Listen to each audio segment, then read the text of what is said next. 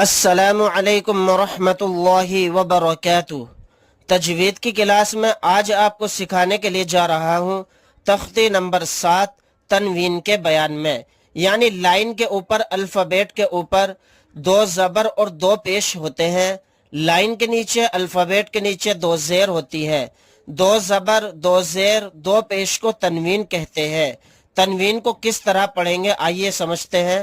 حمزہ 2 زبر ان، با 2 زبر بن، تا 2 زبر تن۔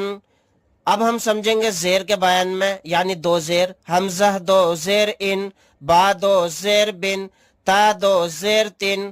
اب ہم سمجھیں گے 2 پیش کے بارے میں۔ حمزہ 2 پیش ان، با 2 پیش بن، تا 2 پیش تن، یعنی 2 زبر 2 زیر 2 پیش کو پڑھتے ہوئے لاسٹ میں نون کی آواز آئے گی، ان بن تن۔